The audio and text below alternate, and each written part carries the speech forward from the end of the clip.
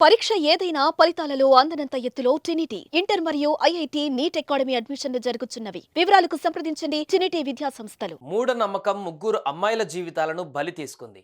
బాబా పిలుస్తున్నాడు, హిమాలయాలకు వెళ్తున్నాం, 3 నెలల తర్వాత తిరిగొస్తాం, ఈలోపు మీరు మా గురించి వెతికితే ఆత్మహత్య చేసుకుంటామని లెటర్ రాసి ఇంటి నుంచి వెళ్ళిపోయారు. చెప్పినట్లుగానే ఆ ముగ్గురు అమ్మాయిలు త్వరగానే తిరిగి వచ్చారు. కానీ ప్రాణాలతో మాత్రం కాదు, శవాలుగా వచ్చారు. కన్న తల్లిదండ్రులకు జీవితాంతం శోకసంద్రంలో ముంచేశారు. ఇంతకీ ఆ అమ్మాయి హిమాలయాలకు ఎందుకు వెళ్లారు? ఆ బాబా ఎవరు? అసలేం జరిగిందో ఇప్పుడు చూద్దాం.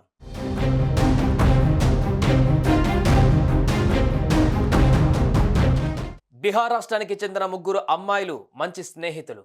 గౌరీ కుమారి, మోహిని కుమారి, మాయా కుమారి స్కూల్ మేట్స్. ఈ ముగ్గురు ఈ నెల 13న ఇంట్లో నుంచి పరారయ్యారు. వెళ్తూ వెళ్తూ తల్లిదండ్రులకు తాము ఎక్కడికి వెళుతున్నారు, ఎన్ని డేస్ ఉంటారు అన్న వివరాలను లెటర్ రాసి ఈ నెల 13న ఇంట్లో నుంచి వెళ్ళిపోయారు. ఇక ఆ ఉత్తరంలో బాబా పిలుస్తున్నాడు, హిమాలయాలకు వెళుతున్నాం, 3 నెలల తర్వాత తిరిగొస్తామని లేఖ రాశారు. అంతేకాకుండా తమ గురించి వెతికితే ఆత్మహత్య చేసుకుంటామని కూడా ఆ లేఖలో తెలిపారు. అయితే అన్నంత పని చేశారు.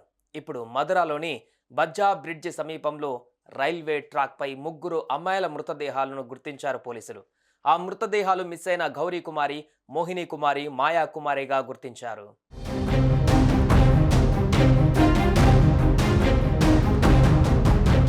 ఇక ఈ విషయం కాస్త తల్లిదండ్రులకు సమాచారం అందించారు పోలీసులు. ఘటనా స్థలానికి చేరుకున్న తల్లిదండ్రులు తమ కూతుళ్లు అలా పడి ఉండడం చూసి ఒక్కసారిగా కుప్పకూలిపోయారు. 3 నెలల తర్వాత తిరిగొస్తామని ఇలా తిరిగిరాని లోకాలకు వెళ్ళిపోయారా అంటూ ఆ తల్లిదండ్రుల రోదనలు వర్ణనాతీతం. వారు రోదిస్తున్న తీరు అక్కడ ఉన్న ప్రతి ఒక్కరిని కంటతడి పెట్టేలా చేసింది.